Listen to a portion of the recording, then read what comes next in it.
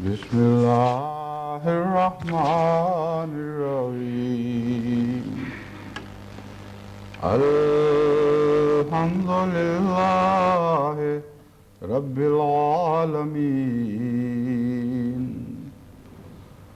الرحمن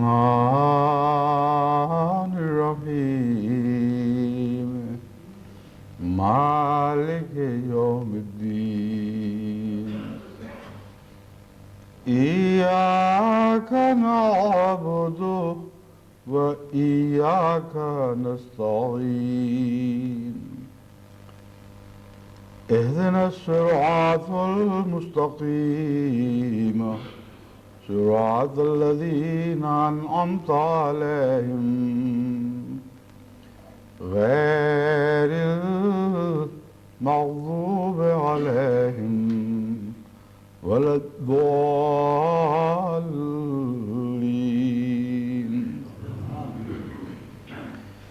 يا أيها الذين آمنوا لا تلهكم أموالكم ولا أولادكم عن ذكر الله ومن يفعل ذلك فأولئك هم الخاسرون.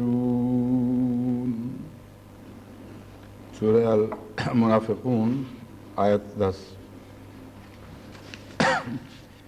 ذکر الہی پر ایک خطبات کا سلسلہ چل رہا تھا جو بیچ میں بعض دوسرے موضوع پر خطبات کی وجہ سے منقطع ہوا. اب اس کے غالباً تھوڑے حصے باقی ہوں گے کیونکہ جو بھی میں نے اس کے نوٹس تیار کیے تھے ان پر میں نظر ڈالی ہے. اب غالباً 1-2 خطبوں کا مضمون اس سلسلے میں باقی ہوگا.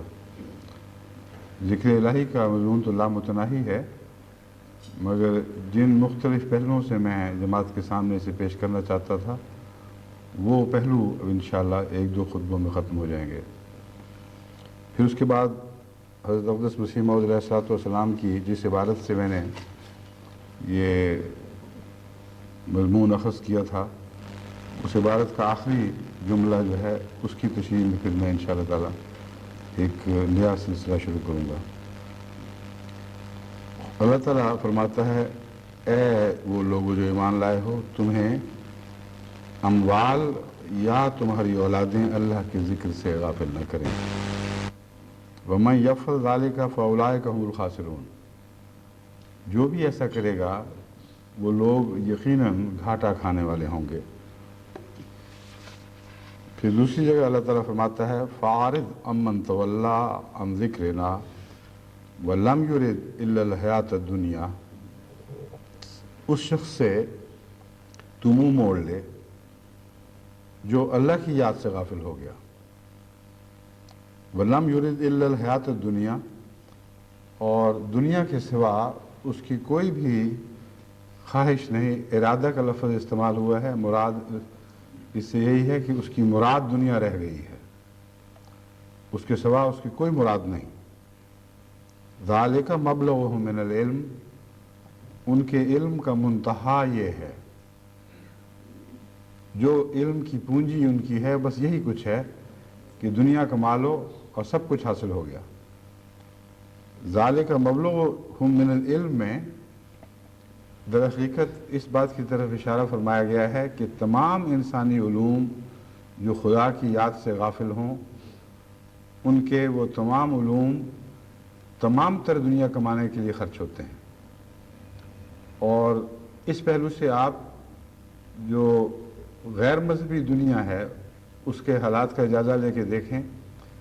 تمام تر علوم دنیا کمانے کے لیے خادم بنائے گئے ہیں اور کوئی بھی ایسا علم نہیں جو انسان کو خدا کی طرف لے جانے میں مدد کرے. بس ذالک مبلغہم من العلم میں یہ ہے کہ ان کے علوم کا منتہا یہ ہے. جب یہ سائنسی تحقیقات کرتے ہیں تو ان کے پیچھے بھی دنیا کمانے کا کوئی مقصد ہوتا ہے، اور بڑی بڑی کمپنیاں اربوں روپیہ اس بات پر خرچ کرتی ہیں کہ کوئی چیز نئی ان کے سامنے آئے، اور وہ سارا ٹریڈ ریلیٹڈ ریسرچ کا پروگرام ہے. یعنی جو تجارتیں کرتے ہیں دوسری دنیا سے اس کو ٹریڈ کہتے ہیں.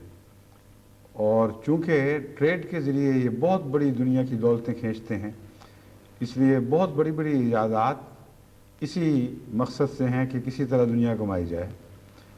یہاں تک کہ اب بیماریوں میں بھی جتنی ایجادات ہیں ان کے تعلق میں جو ریسرچ ہو رہی ہے، اس میں سے شاید ہی کوئی ایسی ہو جو مرض دور کرنے کی خاطر ہو، ورنہ اصل مقابلہ یہ ہے کہ کون پہلے ایسی دوا ایجاد کرے کہ جس کا کوئی مقابلہ دنیا میں نہ ہو اور تمام تر دنیا کی دولتیں ہم سمیٹ لیں۔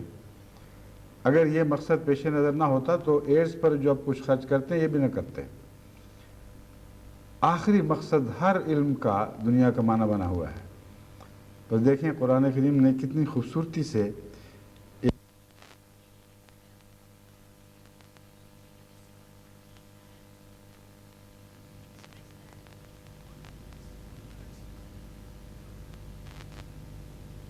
کہ خدا کی سے نظر پھیر لیں اور دنیا کمانے کی طرف متوجہ ہو جائیں۔ ان ربک هو عالم بمن ضل عن سبیلہ، علم کے تعلق سے یہاں عالم کا لفظ بولا گیا، یعنی ان کے علم کا تو یہ حال ہے، اللہ کے علم میں بہت باتیں ہیں اور اللہ سب سے زیادہ جانتا ہے اس شخص کو جو اپنی راہ سے بھٹک گیا ہو۔ وہ عالم بمن اہتدی، اور اس کو بھی خوب جانتا ہے جو ہدایت کے رستے پر ہو۔ تو مراد ہے یہ ضالین لوگ ہیں، گمراہ ہیں، رستے سے ہٹے ہوئے ہیں، ان کو اپنی بھی خبر نہیں ہے، جو علم تھا وہ دنیا کا نوکر کر دیا۔ اس لیے ان آیات میں عارض امن تولا کا مضمون کھول دیا گیا ہے کہ کیوں ان سے کنارہ کش ہو۔ قرآن کریم نے پہلے فرمایا، جیسا کہ میں نے آپ کے سامنے تلاوت کی تھی، کہ تمہارے اموال اور تمہاری اولادیں تمہیں اللہ کے ذکر سے غافل نہ کریں۔ خیال پیدا ہوتا ہے کہ اولاد زیادہ اہمیت رکھتی ہے، اموال کا ذکر پہلے کیوں فرما دیا؟ تو اس دوسری آیت نے اس راز سے پردہ اٹھا دیا کہ انسان کی زیادہ تر جد و جہد اموال کمانے میں ہے، اور اولاد اموال کے مقابل پر ایک ثانوی حیثیت اختیار کر جاتی ہے۔ جتنا ذہن میں اموال گھوم رہے ہیں انسان کے، اس سے بہت کم اولاد گھومتی ہے۔ لیکن بعض صورتوں میں بعض لوگ اولاد پرست بھی ہوتے ہیں، اس لیے وہ استثناء ہیں۔ بہرحال ان کے ذہن میں ہر وقت اولاد کا تصور ہی گھوم رہا ہوتا ہے، لیکن حقیقت یہ ہے کہ ساری دنیا پر نظر ڈال کر دیکھ لیں، اور اب تو مال کی محبت اتنی بڑھ چکی ہے کہ ساری دنیا میں آپ کو زیادہ تر لوگ مال کی محبت میں اتنا گم دکھائی دیں گے کہ اولاد کی ہوش نہیں رہتی۔ مجھ سے جو لوگ ملنے آتے ہیں، بعض دفعہ میں ان سے پوچھتا ہوں کہ آپ کیا کر رہے ہیں، اور بیگم سے پوچھتا ہوں آپ کیا کر رہی ہیں، تو پتہ چلتا ہے کہ دونوں دنیا کما رہے ہیں۔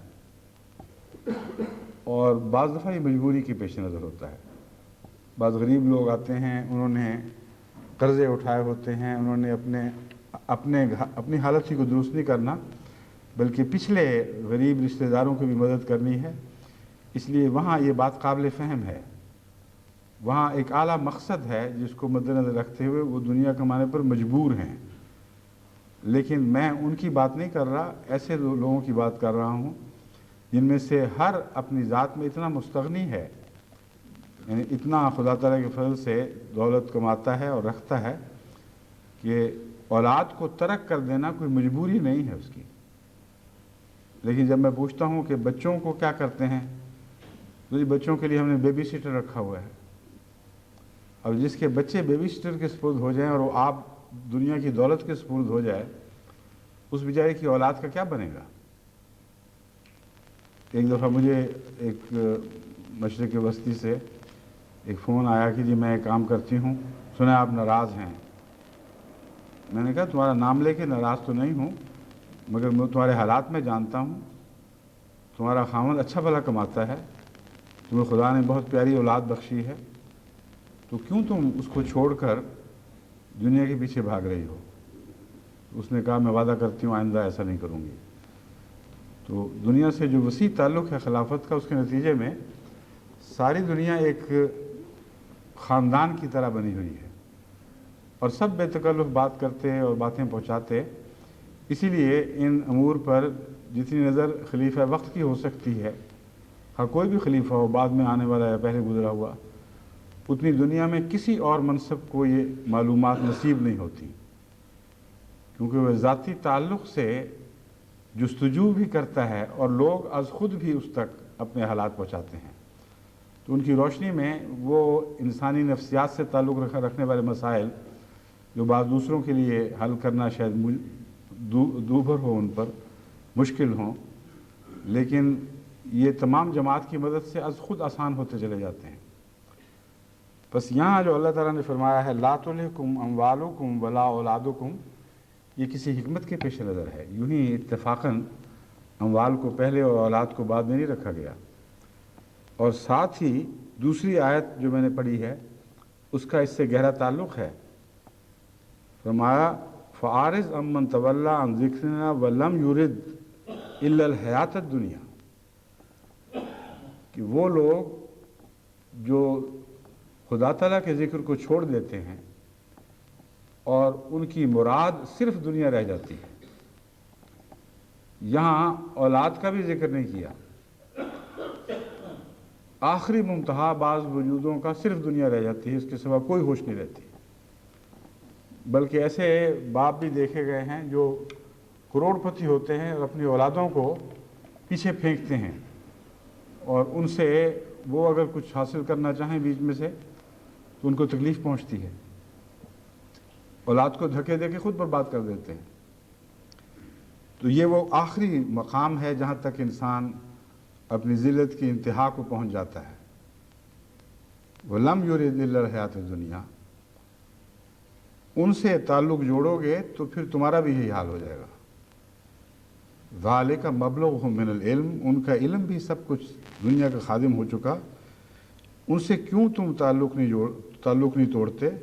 اعرض عمن تولیٰ عن ذکرنا،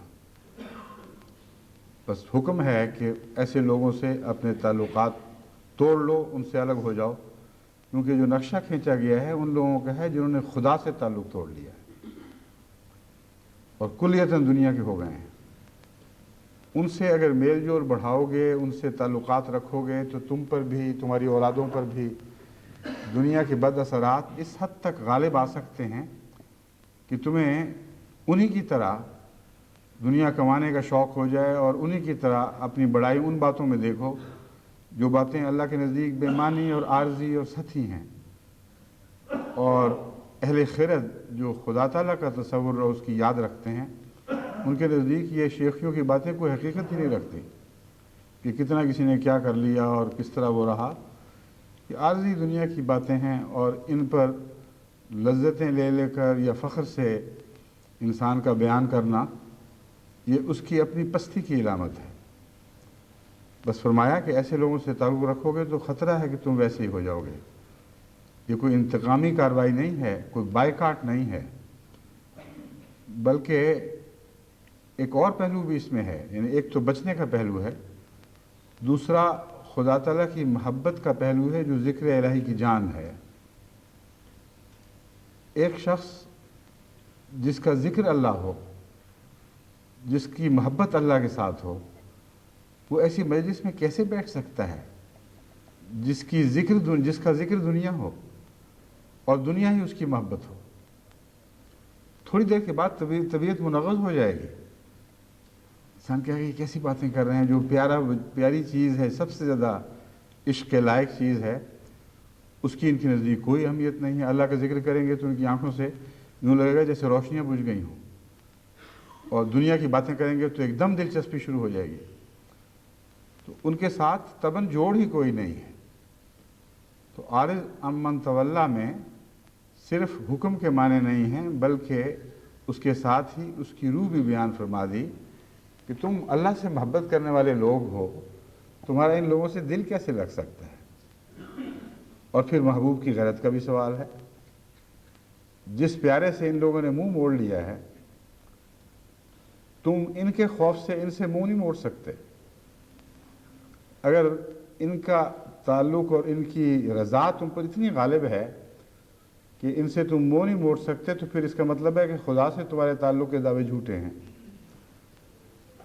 ان معنوں میں اس مضمون کو سمجھیں، لیکن اس کا غلط مطلب نہ لیں، کیونکہ ظاہری تعلق اور ہمدردی بنی نوع انسان میں یہ احکامات مانے نہیں ہیں، بلکہ آن حضرت صلی اللہ علیہ وآلہ وسلم کی سنت پر غور کریں تو ہر چھوٹے بڑے سے آپ کا تعلق تھا، یہاں وہ تعلق مراد نہیں ہے۔ جن معنوں میں تعلق توڑنے کا حکم ہے اس معنی میں بہت ایک فصاحت و بلاغت ہے، اس معنی کے اظہار میں ایک بہت فصاحت و بلاغت ہے۔ عارض امن تولا، یعنی تمہارا قبلہ اور ہو جائے، تمہارا رخ بدل جائے، ان کی طرف پیٹھ کر لو جنہوں نے خدا کی طرف پیٹھ کی ہوئی ہے، اور اپنا قبلہ درست رکھو۔ بس ان کے مقاصد میں ان کے شریک نہ ہو، ان سے ایسا پیار کا تعلق نہ باندھو کہ تمہارا بھی وہی قبلہ دکھائی دینے لگے جو ان کا قبلہ ہے، تمہاری بھی وہ تمنائیں بن جائیں جو ان کی تمنائیں ہیں، وہی مرادیں تمہاری ہو جائیں جو ان کی مرادیں ہیں۔ بس ان معنوں میں ذکر الہی کا ایک تقاضا ہے، جس کے نتیجے میں ہمیں اپنی مجالس کو درست کرنا چاہیے، اور اگر مجالس درست نہیں ہیں تو اس آئینے میں اپنا منہ دیکھنا چاہیے، کیونکہ یہ آیت کا آئینہ اتنا شفاف ہے اور اتنا کھلا کھلا ہے کہ آپ کے دل کے پاتال تک آپ کی تصویر آپ کو دکھاتا ہے۔ بس جہاں طبی طور پر بعض لوگ بعض خاندانوں کی طرف اس لیے دوڑتے ہیں کہ وہ دولت مند ہیں، اور اس کے سوا ان کے پاس بیٹھنے میں ان کو کوئی مزہ نہیں ہے۔ بعض ایسے خاندان بھی ہوتے ہیں، ایسے امراء بھی ہوتے ہیں جن کی دماغی حالت اتنی پست ہوتی ہے اور ان کے ذوق اتنے گھٹیا ہوتے ہیں کہ ان کے پاس چند منٹ بیٹھنا بھی ایک عذاب بن جاتا ہے۔ ایسے لوگوں کے پاس جو بعض دیکھے ہیں جو دن رات بیٹھے رہتے ہیں وہاں، اور صرف یہ مزہ آ رہا ہے کہ ایک امیر کے ساتھ ہمارا تعلق ہے، اور دنیا دیکھے گی کہ یہ ان کے ساتھ اس کا آنا جانا ہے، ان میں اٹھنا بیٹھنا ہے۔ تو یہ اس حکم کے منافی ہے، اور یہ مراد ہے کہ ان میں اپنی عزتیں نہ ڈھونڈو، ان کے ساتھ تمہاری لذتیں وابستہ نہیں ہیں، نہ ہو سکتی ہیں۔ ان کے ذوق مختلف ہیں، ان کے قبلے الگ ہیں۔ بس اللہ کے ذکر کے تقاضوں کو ایک عاشق کی طرح پورے کرو، اور جس طرح محبت کرنے والا یہ پسند کرتا ہے کہ اس کے محبوب کا ذکر خیر کرنے والے لوگ ہوں، ان میں وہ بیٹھ کر لذت پاتا ہے، اسی طرح اپنے لیے صحبت صالحین اختیار کرو۔ یعنی خلاصتاً آخری بات یہ بنتی ہے، مگر صحبت صالحین کا مضمون نسبتاً خشک ہے، یہ اس سے بہت اعلیٰ اور عرفہ مضمون ہے، یا دوسرے لفظوں میں بہت گہرا مضمون ہے، کہ جہاں محبت ہے وہیں بیٹھو، ان لوگوں میں بیٹھو جن کو اس سے محبت ہے جس سے تمہیں محبت ہے، اور یہ ایک طبی بات کا تقاضا ہے، کوئی بیرونی حکم نہیں ہے۔ اگر نہیں سمجھو گے اس کو تو ضائع ہو جاؤ گے، اور رفتہ رفتہ تمہارا رخ پلٹنے لگے گا۔ حضرت اقدس محمد مصطفیٰ صلی اللہ علیہ وآلہ وسلم فرماتے ہیں، یہ مجمع البیان فی تفسیر القرآن سے لی گئی ہے، زیر تفسیر سورہ الجمعہ۔ نبی کریم صلی اللہ علیہ وآلہ وسلم نے فرمایا، جس نے خدا کو بازار میں یاد کیا جبکہ لوگوں کو ان کی تجارت اور دیگر کاموں نے خدا سے غافل کر دیا ہو، اس شخص کے لیے 1000 نیکی لکھی جائے گی، اور اللہ تعالیٰ قیامت کے روز ایسی بخشش کا سلوک فرمائے گا جس کا خیال بھی کسی دل پر نہیں گزرا۔ اس حدیث کا مضمون چونکہ اس آیت کریمہ سے وابستہ ہے جو میں نے آپ کے سامنے پڑھی ہے، اس لیے قطع نظر اس کے کہ یہ کتاب نسبتاً ثانوی حیثیت کی معتبر کتاب ہے یا اس کے راوی مضبوط ہیں کہ نہیں، یہ بنیادی اصول تسلیم کے لائق ہے کہ جس حدیث نبوی کی بنیاد کسی قرآنی آیت میں دکھائی دے جائے، اس کو یہ کہہ کر رد نہیں کیا جا سکتا کہ اس کا راوی کمزور ہے۔ اور اس حدیث کی تو بڑی کھلی کھلی بنیاد اس آیت کریمہ میں نظر آ رہی ہے۔ بازاروں میں جبکہ تجارت کا ماحول ہے، لوگ جو بازار میں سودا خریدنے جاتے ہیں کم ہی ہوں گے جنہیں یا خدا یاد آتا ہوگا۔ ان کو عورتیں ہیں، ان کو کسی اور عورت کے کپڑے یاد آ رہے ہوتے ہیں کہ ایسی چیزیں ہم نے وہاں دیکھی تھی۔ اگر وہ فرنیچر کی دکان میں ہیں تو کسی کے گھر کا فرنیچر یاد آ رہا ہوتا ہے کہ اتنا اچھا ہم نے وہاں دیکھا تھا، اس سے بڑھ کر ایک خوبصورت چیز خریدیں۔ غرض یہ کہ ہر شخص کو اپنے اپنے ذوق کے مطابق کچھ چیزیں ضرور یاد آتی ہیں، اور وہ شاپنگ میں یعنی سودا خریدنے میں اس کے لیے رہنمائی کا کام کر رہی ہوتی ہیں۔ وہ ایک دوست اندر اندر ان کو مشورے دے رہا ہوتا ہے کہ ہاں یہ ویسی چیز ہے، یہ ویسی ہے یا ویسی نہیں ہے، اس لیے اس معاملے میں یہ طریقہ اختیار کرنا چاہیے۔ تو ہر شخص اپنے نفس جذبات کا، اپنے دماغ کا تجزیہ کر کے دیکھے تو وہ معلوم کرے گا کہ جو میں بتا رہا ہوں بالکل درست اسی طرح ہوتا ہے۔ خدا کو کتنے یاد کرتے ہیں، یا خدا سے غافل لوگوں کو دیکھ کر کتنے ہیں جن کے دل میں درد پیدا ہو جاتا ہے؟ یہ کیسی دنیا ہے؟ دنیا کے ہنگامے، تجارتوں میں مصروف، تجارتوں کی خاطر جھوٹ بولے جا رہا ہے، ملمہ کاریاں ہو رہی ہیں، اور اس طرح گرتے ہیں جیسے مکھی گند پر گرتی ہے۔ اس طرح لوگ ان چیزوں پہ ٹوٹے پڑتے ہیں، گویا کہ ساری زندگی، ساری ان کی کائنات یہی کچھ ہے۔ ذالک مبلغھم من العلم۔ ایسی صورت میں خدا کو کون یاد کرتا ہے؟ حضرت اقدس محمد مصطفیٰ صلی اللہ علیہ وسلم نے فرمایا وہاں یاد کرو گے اور تباً محبت سے یاد کرو گے تو پھر پتہ چلے گا کہ حقیقی عاشق کون ہے۔ پھر اس چھوٹی سی نیکی کا جو بظاہر بے محل ہے وہ محل کی نیکی سے بھی زیادہ شمار ہوگا، کیونکہ جب نماز میں کے لیے آپ مسجد میں آتے ہیں تو خدا کو یاد ہی کرنا ہے وہاں، مگر وہاں بھی بعض لوگ بازار ہی یاد رکھتے ہیں، یہ بھی ایک بات ہے۔ اس لیے ان موقعوں پر اپنے ذکر الہی کی نگرانی کریں اور ان کی حفاظت کریں۔ یہ ضروری نہیں ہے کہ جس شخص کو مسجد میں بازار یاد آ جائے وہ گناہ گار ہے۔ مختلف مراحل ہیں، سلوک کی منزلیں ہیں۔ تعلق ایک طرف سے ٹوٹتے ہیں، دوسری طرف جڑتے ہیں۔ اس لیے کوئی بعید نہیں کہ ایک انسان نیک متقی ہو اور نیت یہی ہو کہ وہ ذکر سے اپنے رب کو کمائے، مگر دنیا کے تعلق پھر حملہ کر کے بار بار اس پر یورش کرتے ہوں اور اسے غافل کر دیتے ہوں۔ لیکن ایک جہاد کی ضرورت ہے، ایک ایسے جہاد کی جس کے لیے آپ اپنی تمام صلاحیتوں کو مستعد کر لیں، اور یاد رکھیں کہ یہ حملوں کے مقامات ہیں۔ بس جس کو بازار میں خدا یاد آتا ہو اس کی نیکی اس لیے زیادہ ہے کہ اسے مسجد میں بازار کیسے یاد آ سکتا ہے۔ اس کی تو یہ شان ہے کہ جہاں دنیا خدا بھول جاتی ہے وہاں اس نے خدا کو یاد رکھا، تو جہاں جاتے ہی خدا کو یاد کرنے کے لیے اس بیچارے کو وہاں کہاں بازار یاد آ جانا ہے۔ اس لیے یہ اس کنارے کی بات ہے جہاں خدا کا ذکر عموماً نفسیاتی کیفیتوں کے مطابق نہیں ہوتا۔ ایسی حالت میں جو نیکی ہے وہ یقیناً بہت بڑا مرتبہ رکھتی ہے۔ بس یہ کوئی مبالغہ آمیز روایت نہیں ہے جو رسول اللہ صلی اللہ علیہ وسلم کی طرف منسوب فرما دی گئی ہو۔ یہ ان روایتوں میں سے ہے جہاں ایک نیکی کو 1000 نیکی کہا جائے تو ہرگز بعید نہیں ہے۔ پھر اس کے ساتھ جو مزید عنایت ہے وہ یہ ہے، اللہ تعالیٰ قیامت کے روز ایسی بخشش کا سلوک فرمائے گا جس کا خیال بھی کسی دل پر نہیں گزرا۔ اب یہ الفاظ بھی جیسا کہ احادیث کو بار بار پڑھنے سے انسان احادیث کے سچی اور پاک احادیث کے مضمون سے ہم مزاج ہو جاتا ہے، اس سے اندازہ ہوتا ہے کہ یہ الفاظ بھی یقیناً حضرت اقدس محمد مصطفیٰ صلی اللہ علیہ وآلہ وسلم کے ہیں۔ ایسے بازار کی بات ہو رہی ہے جہاں لوگوں کے دل میں خدا کا خیال ہی نہیں گزرتا، تو اس کے مطابق خدا کی شان نے مغفرت اس طرح ظاہر ہوتی ہے۔ فرماتا ہے میں تمہارے سے ایسی بخشش کا سلوک کروں گا کہ کسی انسان کا خیال بھی نہیں جا سکتا۔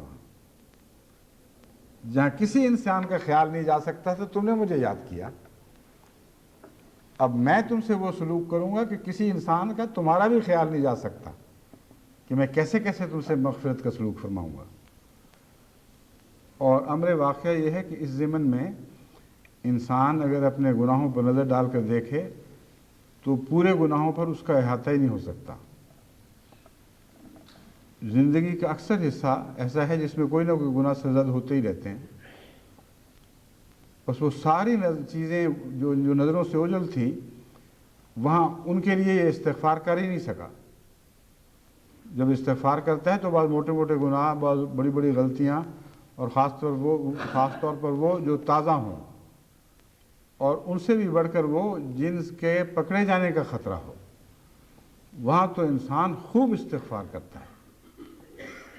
لیکن جہاں دنیا کی نظر میں نہ پکڑا گیا اور خدا کی نظر پکڑ کی باقی ہے، وہاں وہ دل میں وہ جوش ہی نہیں پیدا ہوتا۔ اکثر لوگ عموماً استغفار کے لیے اس وقت لکھتے ہیں جس سے مجھے اندازہ ہوتا ہے کہ جب ابھی دنیا کی پکڑ کا خوف ان کے سر پر تلوار کی طرح لٹک رہا ہوتا ہے، اور ایسا گھبرا گھبرا کے پھر خط لکھتے ہیں کہ اللہ تعالیٰ معاف فرمائے۔ اور اگر ان کو یقین ہو جائے کہ دنیا معاف فرما دے گی تو پھر وہ جو اللہ کے لیے بخشش کی بے حد طلب پیدا ہوئی ہے اس میں وہ نرم پڑ جائے گی، یعنی شکر ہے الحمدللہ بات ٹل گئی، اب اللہ معاف فرمائے نہ فرمائے، یعنی منہ سے تو نہیں کہیں گے لیکن اپنی نفسیاتی کیفیت کا جائزہ لیں تو بات تو یہی بنتی ہے، اس کے سوا بات کوئی نہیں ہے۔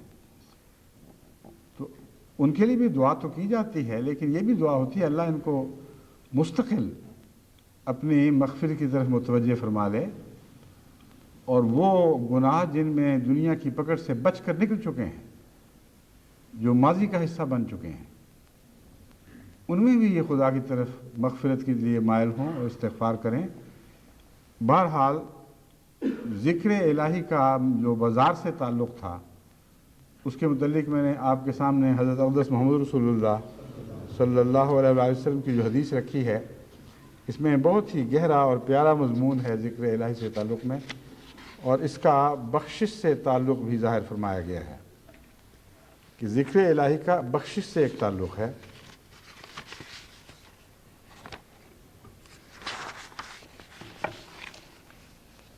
دوسرے، اب میں حضرت مسیح موعود علیہ السلام کا ایک اقتباس اس ضمن میں پیش کرتا ہوں۔ آپ فرماتے ہیں دوسرے یہ بات حال والی ہے، قال والی نہیں، جو شخص اس میں پڑھتا ہے وہی سمجھ سکتا ہے۔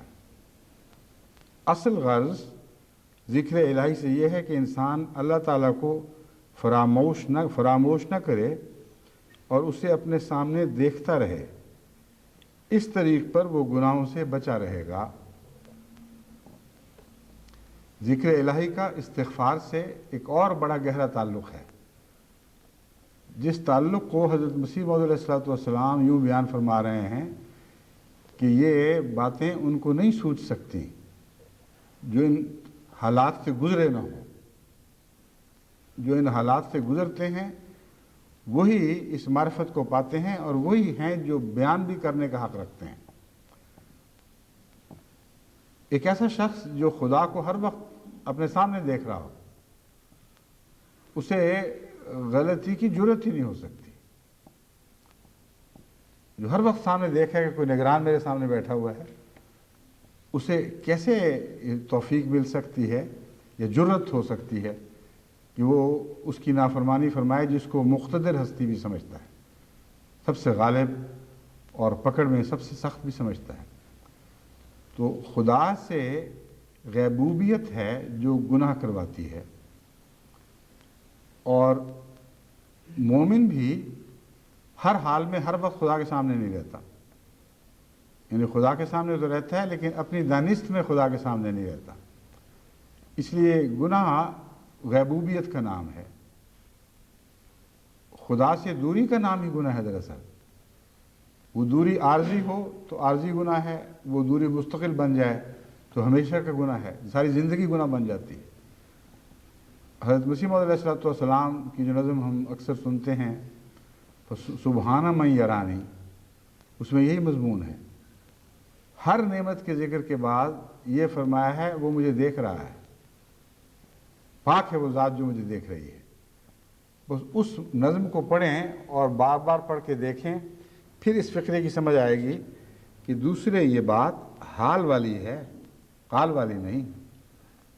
میں جو کہہ رہا ہوں میں اس حالت سے گزر رہا ہوں کہ ہر وقت خدا مجھے دیکھ رہا ہے۔ اور اس کے جلال کے سامنے میں زندگی بسر کر رہا ہوں. میری مجال کیا ہے کہ میں کوئی گناہ کروں؟ بس اس حال کے مطابق میں تمہیں کہہ رہا ہوں کہ ذکر الہی کا بڑا فائدہ اور بہت بڑی منفعت اس بات میں ہے کہ انسان خدا کی روشنی کے سامنے زندگی بسر کرتا ہے اور اس سے اس کے گناہ کٹ جاتے ہیں. فرماتے ہیں اصل غرض ذکر الہی سے یہ ہے کہ انسان اللہ تعالیٰ کو فراموش نہ کرے اور اسے اپنے سامنے دیکھتا رہے. اس طریق پر وہ گناہوں سے بچا رہے گا. تذکرۃ الاولیاء میں لکھا ہے کہ ایک تاجر نے 70,000 کا سودا لیا اور 70,000 کا دیا، مگر ایک آن بھی خدا سے جدا نہیں ہوا. بس یاد رکھو کہ کامل بندے اللہ تعالیٰ کے وہی ہوتے ہیں جن کی نسبت فرمایا لا تلہیہم تجارت ولا بیع عن ذکر اللہ. اسی آیت کی تفسیر ہے جو میں نے پڑھی تھی. اسی تفسیر کے تعلق میں حدیث نبوی بیان کی جس میں یہ ذکر ملتا ہے کہ بازار میں یاد کرنے والے کا ایک بہت بڑا مرتبہ ہے. اور وہی مضمون مسیح موعود علیہ السلام تذکرۃ الاولیاء کے حوالے سے یوں بیان فرماتے ہیں. ایک بزرگ کے متعلق لکھا ہے کہ اس نے 70,000 کا دیا اور 70,000 کا لیا، یعنی سودا ایسا کیا کہ کچھ خریدا کچھ بیچا، لیکن ایک آن بھی خدا کے خیال سے غافل نہیں رہا. اور ایسا شخص جب تاجر بنتا ہے تو تجارت کی دنیا میں امن کی ضمانت ہو جاتی ہے. اور اگر سارے تاجر ذکر الہی کرنے والے ہوں تو سارے خوف دنیا سے اٹھ جائیں جو تجارت سے تعلق رکھتے ہیں، اور مال بجائے اس کے کہ دنیا کمانے کے ایک ذریعہ بن جائے، اللہ تعالیٰ کمانے کا ایک بہت بڑا ذریعہ بن جاتا ہے. کیونکہ ایسا شخص جو ذکر الہی کرتے وقت سودے کرتا ہے اس کے متعلق یہ سوچا بھی نہیں جا سکتا کہ ساتھ ساتھ جھوٹ بول رہا ہو کہ خدا کی قسم میں نے تو اتنے میں خریدا تھا، میں تمہیں اتنے میں بیچ رہا ہوں.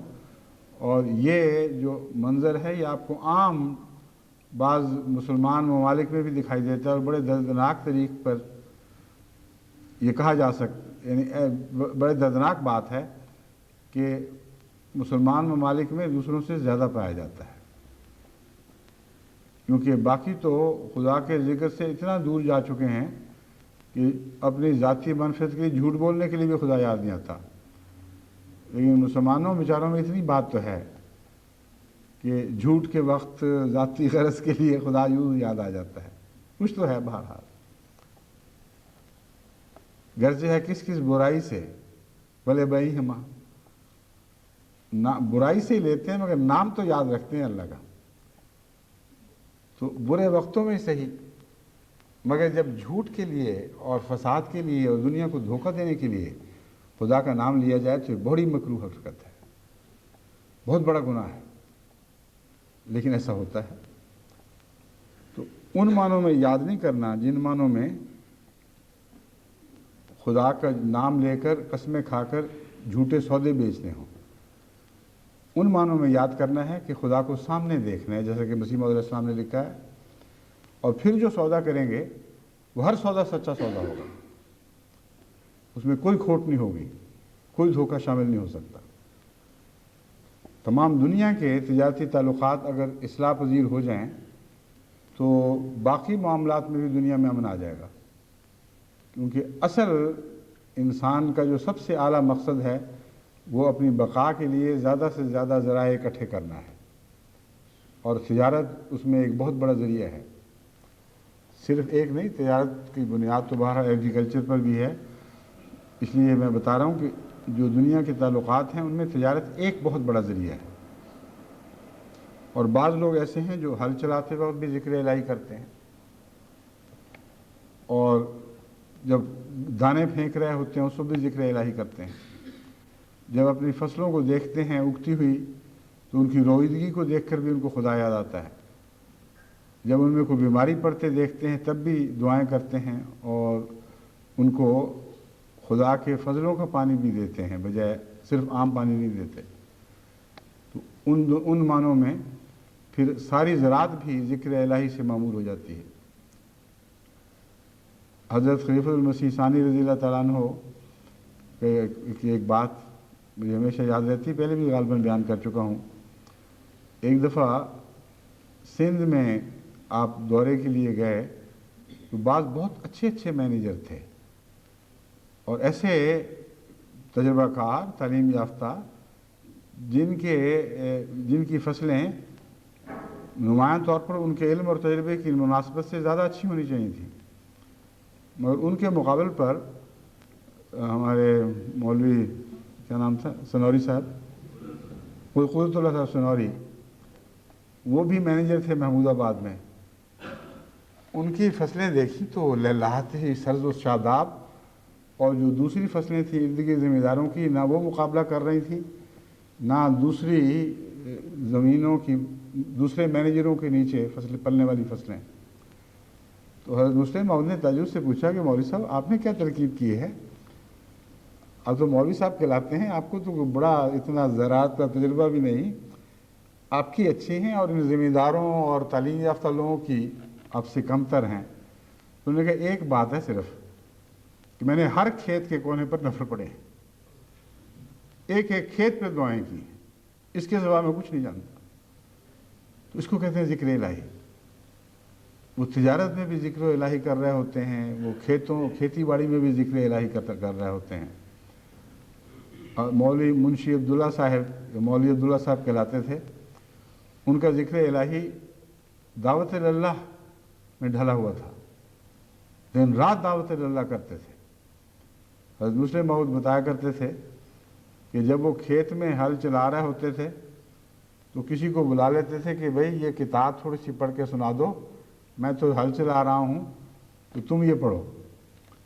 اور کبھی کسی کھیت ہل چلاتے ہوئے کے پاس چلے جایا کرتے تھے اور اس کو کہتے تھے کہ تمہیں پڑھنا لکھنا آتا ہے، میں تمہارا ہل چلاتا ہوں، تم یہ کتاب پکڑ لو اور یہ مجھے سناؤ۔ اور حضرت مسیح موعود علیہ السلام کی کوئی تازہ تحریر یا الحکم کی کوئی عبارت وغیرہ ان کو دے دیا کرتے تھے، اور اس طرح اللہ کے فضل سے ان کو بڑے پھل لگے ہیں۔ ہر سال 100 بیتوں کا وعدہ کروایا اور تا دم آخر اس پر قائم رہے اور ضرور وہ وعدہ پورا کر دیا کرتے تھے۔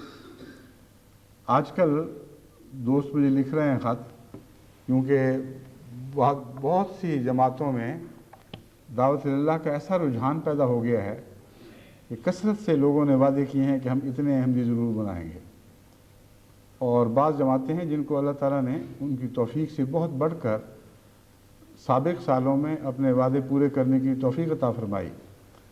نتیجہ یہ نکلا کہ اب انہوں نے اور بھی بڑھا چڑھا کر وعدے کر لیے ہیں کہ یہ اللہ پہ توکل ہے، اور اس توکل کی ایک بنا ہے۔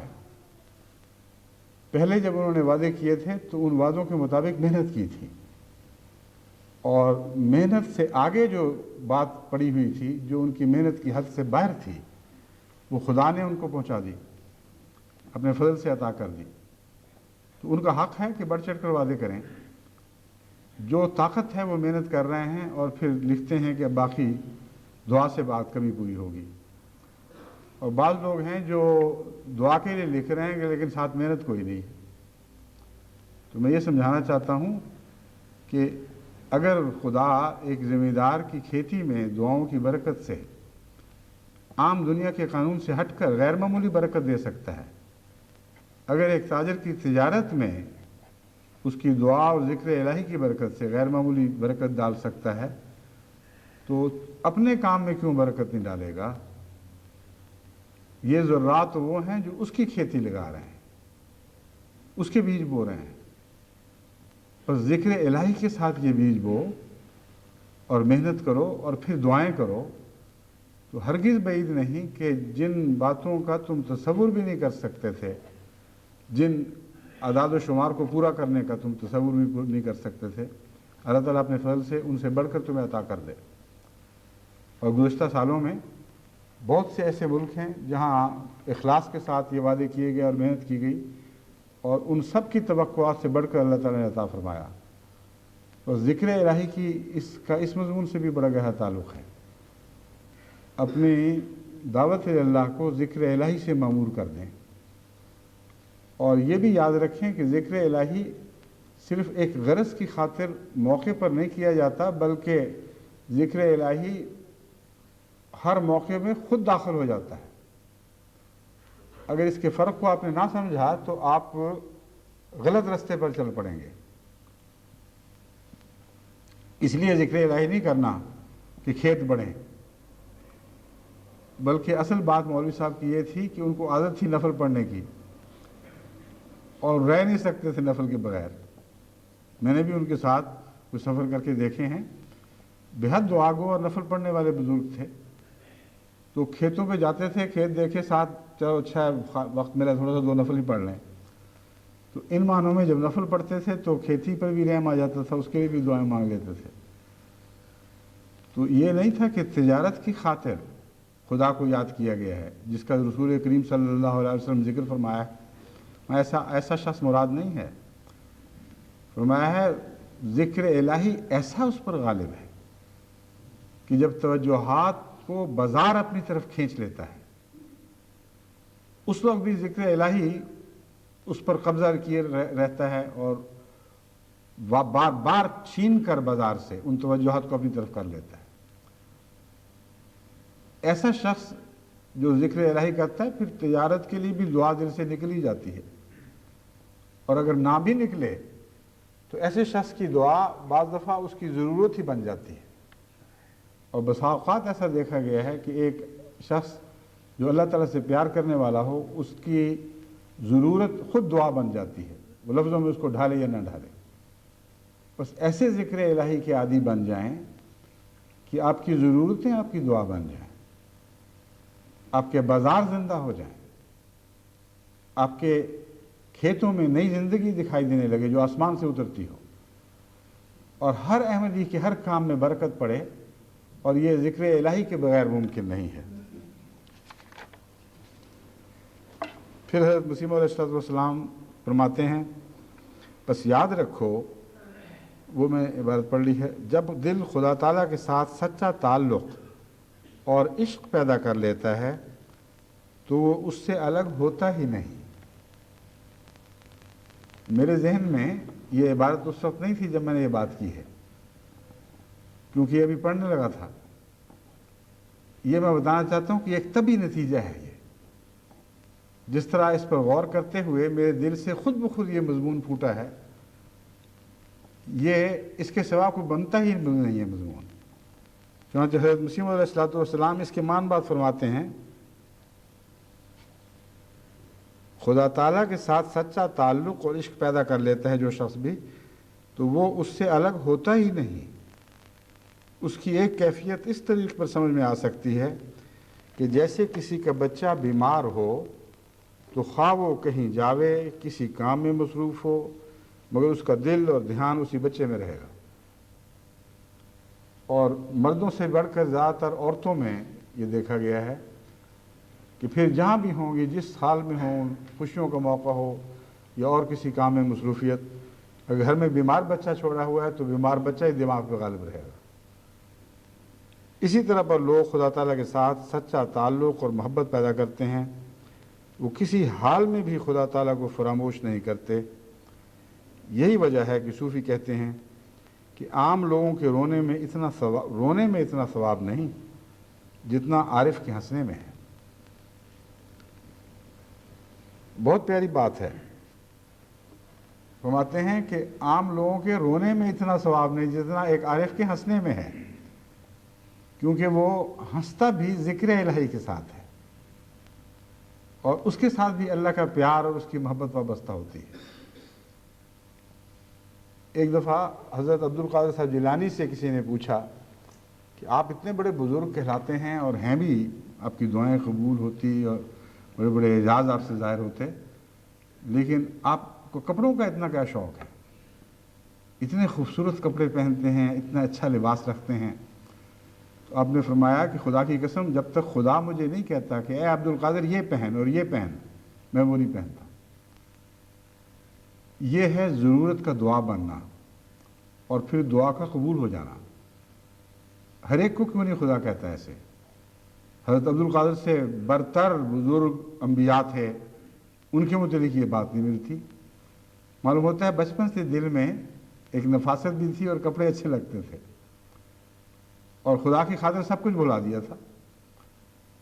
بس جس نے خدا کی خاطر اپنی ایک گہری تمنا کو بھلا دیا، اللہ نے اس تمنا کو نہیں بھلایا، اور وہ خود فرماتا تھا کہ عبد القادر یہ کپڑا پہن، یہ تجھے اچھا لگے گا۔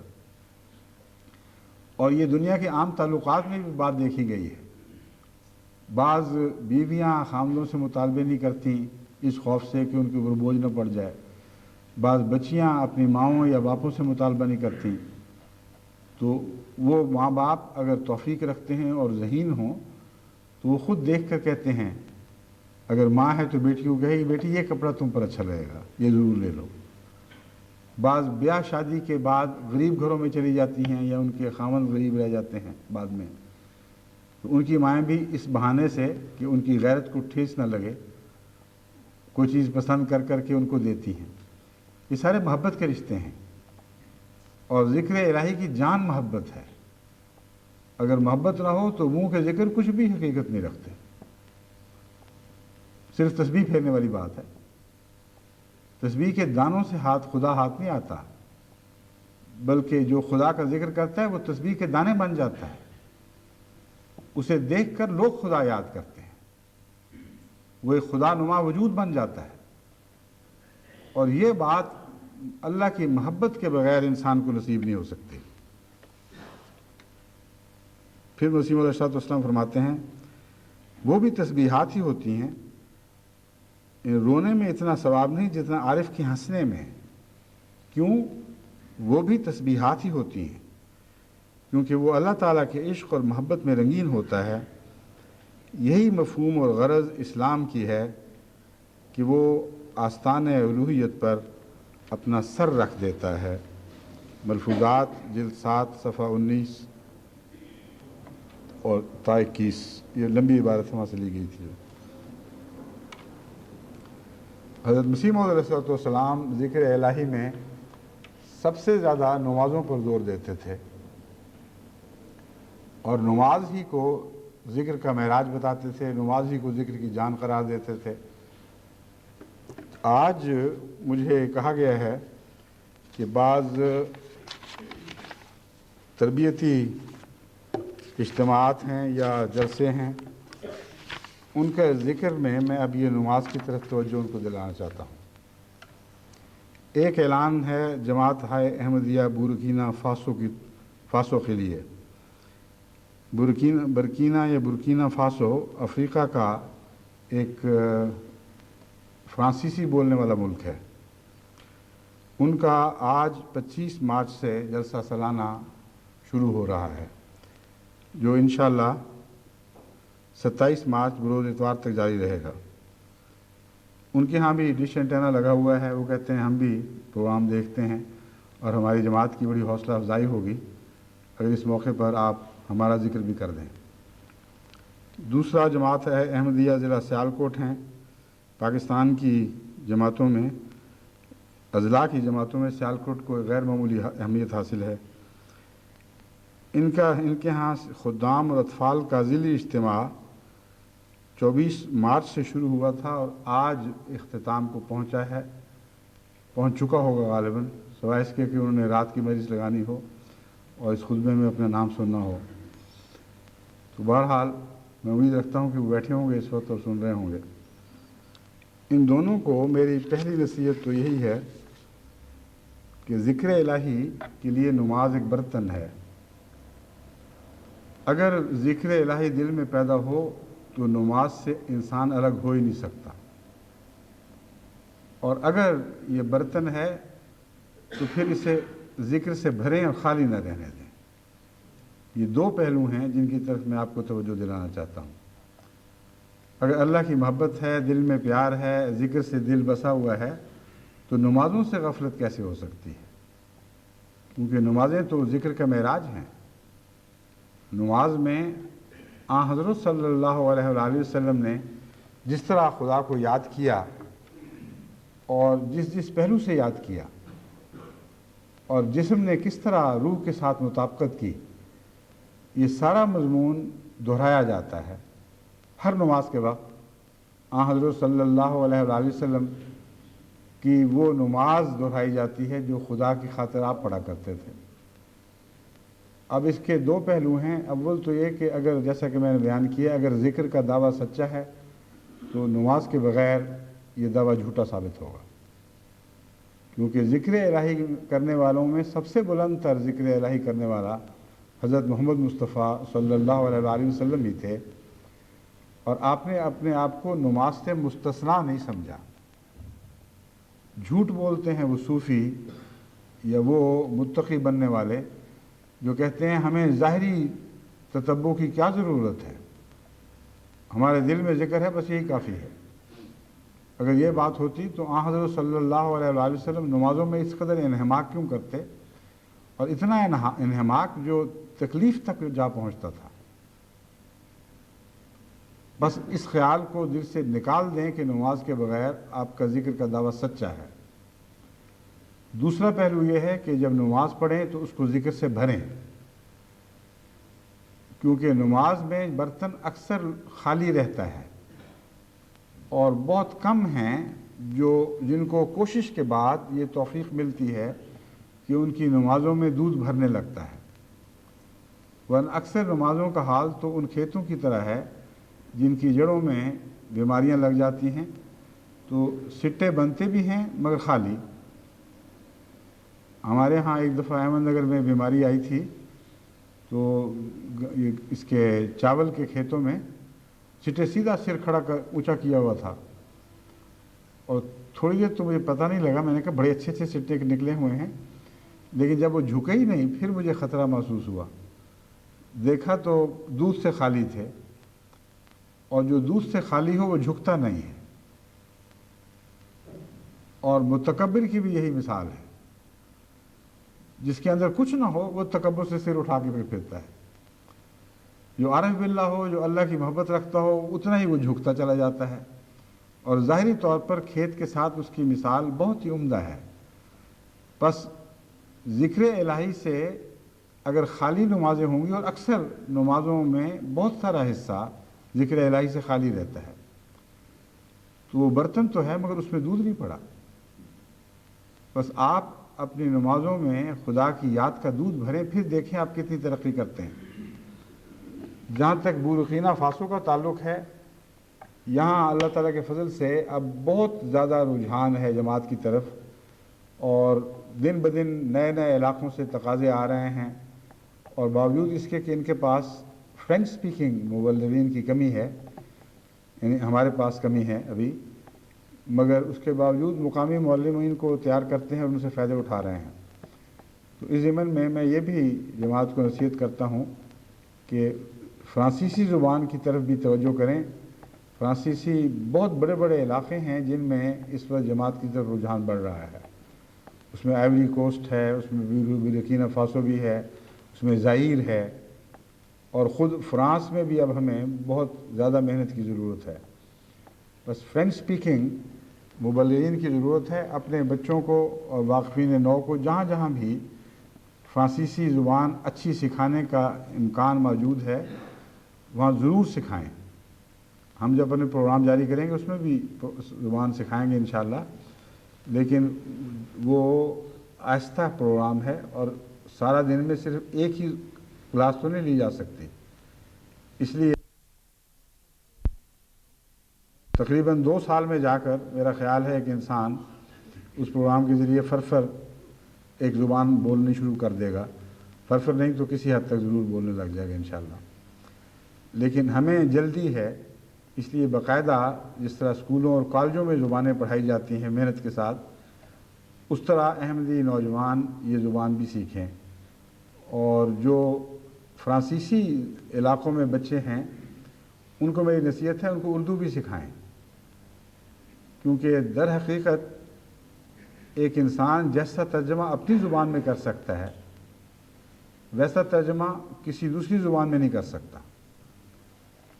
اب دیکھیں ہمارے ہاں اردو سے انگریزی ترجمہ ہوتا ہے، بڑی مشکل سے اب ہمیں اللہ کے فضل سے وہ میسر آئی ہیں خاتون جن کو خدا نے غیر معمولی ملکہ عطا فرمایا ہے، ورنہ اچھے بھلے انگریزی دان بھی ہیں مگر وہ بات بنتی نہیں.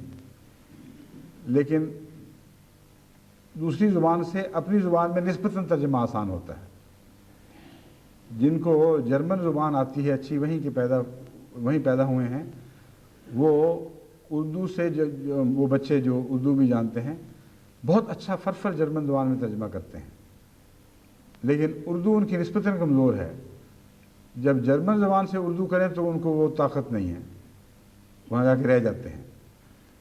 تو اس لیے میری خواہش ہے کہ فرینچ سپیکنگ احمدی اردو بھی سیکھیں. اور اس وجہ سے نہیں کہ یہ پاکستان کی زبان ہے, اس لیے کہ اس زمانے کے امام کی زبان ہے. حضرت مسیح موعود علیہ السلام کو اللہ تعالیٰ نے اردو سپیکنگ بنایا, اگرچہ پنجابی مادری زبان کہلا سکتی ہے مگر اردو ہی کو آپ نے استعمال فرمایا ہے. بس فرانسیسی اردو سیکھیں, اور جہاں تک خدمت دین کا تعلق ہے جب دونوں زبانیں اکٹھی ہوں گی پھر خدمت کی اہلیت ہوگی. اور جو انگریز ہیں ان کو بھی اردو سیکھنی چاہیے اس نقطۂ نگاہ سے کہ دین کی خدمت ہوگی. اس خیال کو دل سے کاٹ کر پھینک دیں کہ یہ پاکستانی زبان ہے. ہندوستانی بھی کوئی نہیں سوچتے پھر آپ, اور بھی دنیا میں ہے یہ پھیلی ہوئی.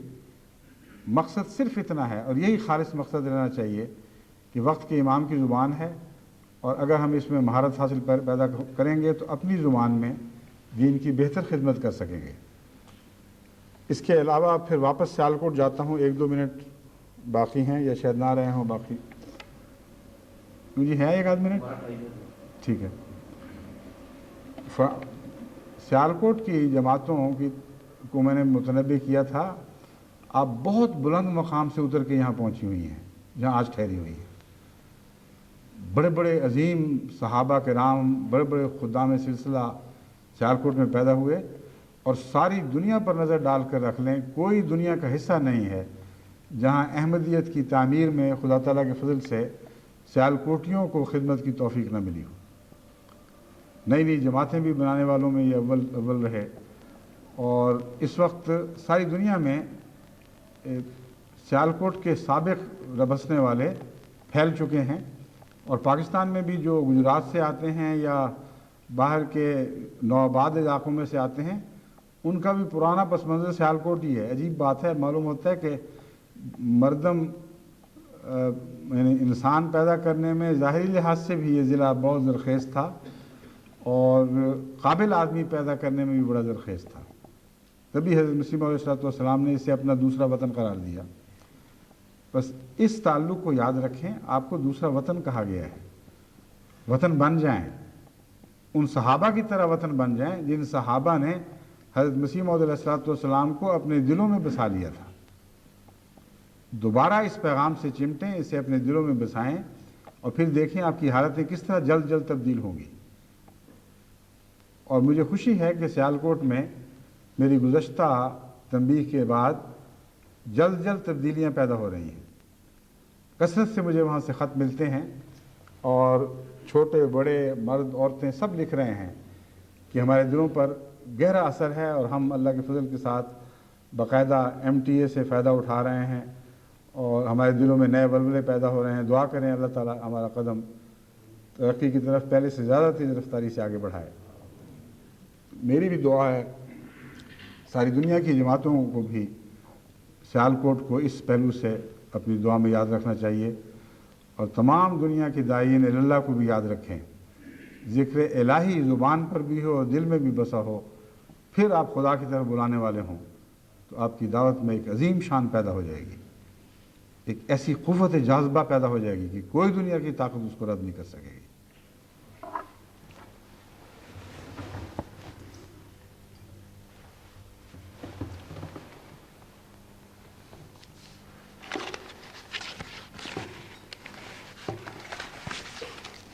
الحمد لله نحمده ونستعينه ونستغفره ونؤمن به ونتوكل عليه ونعوذ بالله من شرور أنفسنا ومن سيئات أعمالنا. من يهده الله فلا مضل له ومن يضلله فلا هادي له ونشهد أن لا إله إلا الله وحده لا شريك له ونشهد أن محمدا عبده ورسوله عباد الله رحمكم الله إن الله يأمر بالعدل والإحسان وإيتاء ذي القربى وينهى عن الفحشاء والمنكر والبغي يعظكم لعلكم تذكرون اذكروا الله يذكركم وادعوه يستجب لكم ولذكر الله أكبر